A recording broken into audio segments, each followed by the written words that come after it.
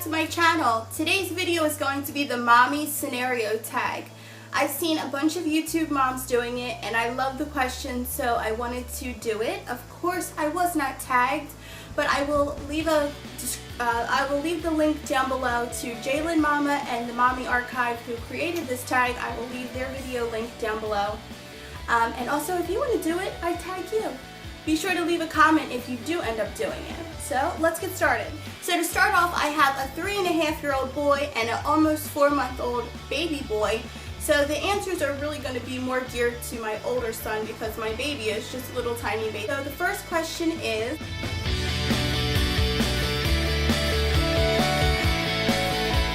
I have a really picky boy. He is so picky when it comes to eating. He is like me. I am super picky.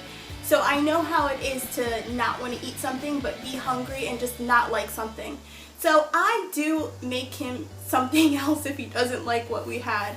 And I know that's a terrible, terrible habit that I'm forming, but I know how it feels to not like something and have to eat it, and then you're still hungry but you don't want to eat that. So if I don't make something that we all like, I do end up making him something else. But I try to always put a little bit on his plate of what we're having so that he can try it, and then if he doesn't like it, he can have whatever else. I normally know what he doesn't like, so I will always, try to make him something else if I know that we're having something that he doesn't like or doesn't eat.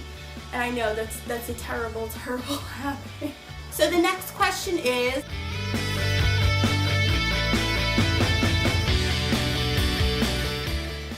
so I thought about this answer and I would probably just grit my teeth and bear it, because coming back is even harder than when you've already got them out the house, got them packed up in the store. I would probably just speed up the process. If I was just lollygag shopping around, then I would probably finish up and get everything that I needed. It really just depends on if I'm shopping for fun or if I'm grocery shopping. I remember grocery shopping with my newborn baby. He was probably 6 or 7 days old. I had my son. The car seat, I have a Kiko or Chico, however you say it, car seat, and it did not fit into the shopping cart. So I had to put the car seat in the shopping cart. I had my 3-year-old with me, put him in. I have groceries literally piled all around my newborn. My newborn starts freaking out, which in turn leads to my older one start acting up, and everybody was literally staring at me in the grocery store, and I know they felt so bad for me. They were just like, "Can I help you? Do you want us to take this to your car?" And I was just by that point, I was just done. I was finished. I was getting everything ready, and I was just let's get out of here, because I was going to just sit on the ground and just tap out. I'm done. I'm just, take them. Go ahead, take them. I'm just I'm just done. But yeah, when you're in that moment, nothing will calm them down. It's just everyone is staring at you, and you just want to just retreat back into your hole and say, okay. But it's better just to get everything you have to do and get out, and then you can be done and you don't have to come back. So the next question is,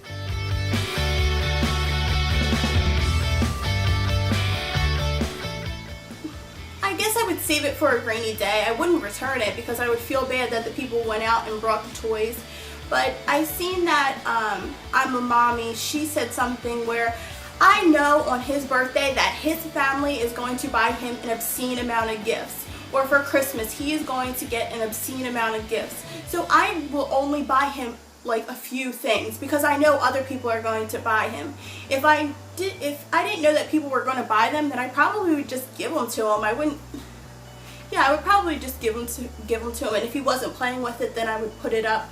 But I know for Christmas, we normally buy him one big thing and a few small things, and then most of his gifts come from other people because other people want to buy him a ton of stuff. And for his birthday, it's the same thing, where a lot of gifts come from his family and his grandparents, so we don't buy him as many toys as we would if we didn't have those people buying.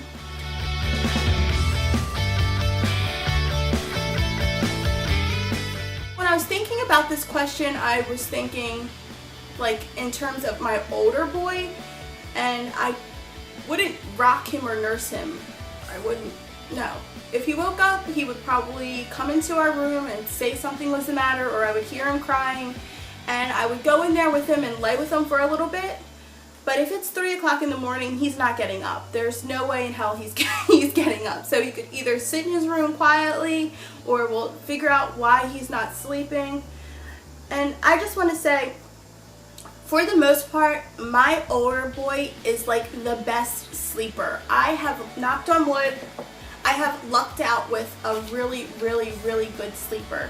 And I think that it's because like we have like set a routine. There's a funny story where my husband was helping his friend's mom move, and my son went with them. And it was starting to get dark, and it was like in the summertime when it stays out light longer, or maybe it was in the fall when it gets dark quicker, but it wasn't that late at night, but it was getting dark.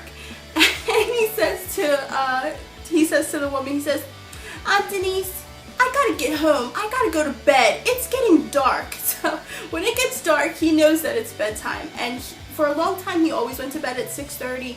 He just has really, really good sleep habits. So if he was to wake up at 3 o'clock in the morning, either something is bothering him, there's something wrong, and we would just figure out if it's something that he's not feeling well. I would go in there, but I would never in a million years turn on the TV and start my day at 3 o'clock in the morning, because that just would not happen.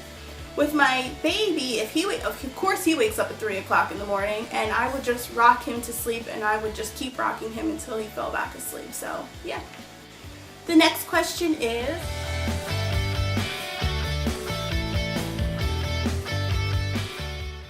I bring them with me. For the 90% of the time, I don't have a babysitter or anyone to watch my kids while I have an appointment, and I try to schedule all of my appointments during the day while my husband is at work. So yeah, I bring them with me. And if it's somewhere where I can't bring them with me, like, I don't know, I bring them everywhere. I'm like the person that brings their kid everywhere.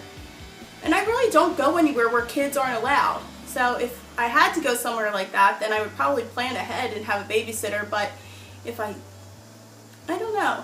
I always bring my kids everywhere I go. The next question is,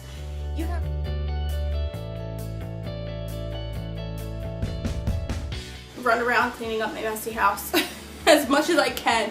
If I'm just like tucking things away or putting things in the room, I try to make sure that the living room, dining room is clean and that the bathroom is wiped down. So I won't go into the kitchen, just the places that I know that the people are going to be, yeah. And if they're unexpected and they know us, like family, then I probably won't pick up as much, but for the most part, I try to pick up as much as I can, because I live in a small place, so when it's messy, there'll be stuff everywhere, and people will feel cramped and they'll feel like they can't move, so it's better just to have everything up off of the floor and rush and put it all away. And I'm trying to get more organized. It's so hard being organized. If I was organized, everything would have a place, and then I could put the things back in their place, but yeah. The next question is,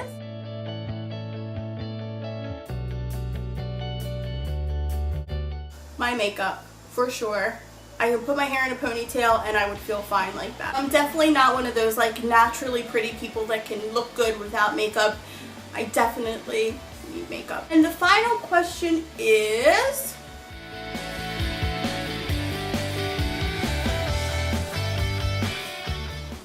so this is a topic that is near and dear to my heart, because I am so protective of my son when we are out. Like, I'm like ready to kill a kid that is pushing him. And tell me if that's wrong. Like, is that wrong? Am I the only person that's, I feel like Hercules when somebody touches my kid. I'm like, what are you doing? But I hope I'm not the only one like that. But yeah, I would intervene for sure. I would say, like, hey, you know, we don't put our hands on people. And there was this little kid at the playground, and my son was following him around. He wanted to play with him, but the kid just kept on being rude. So I let that go until the kid turns around and is like digging his fingernails into my son's arm. I like saw red. I ran over to the kid and I was like, hey, what are you doing? Where's your mom at? And if I could have found his mom, I would have said something. But I couldn't find her. And that's the problem with most of the parents at the playground. They're like on their phone, or they're talking to each other. They're like not paying attention to their kid. And then their kid is going around hitting other kids. I can't stand that. I'm like always, I may be on my phone, but for the most part I'm playing with my son or I'm watching him. I'm not just going to be like sitting on my phone not paying attention while my kid beats up other kids. I cannot stand that. If the parents paid more attention to their kid, they probably wouldn't be hitting. For the most part, I just say, hey, that's not nice. We don't want to do that. That's not nice. What if he hit you? Would you like that? What if I hit you? You definitely wouldn't like that. I just feel so overprotective of him and I don't want anybody messing with him. But yeah, I would definitely say something to a parent if I had to. Yeah, so that's all the questions. If you haven't done the tag, I tag you. Be sure to give this video a thumbs up if you liked it. As always, subscribe because it'll make me happy. And I will see you guys next time.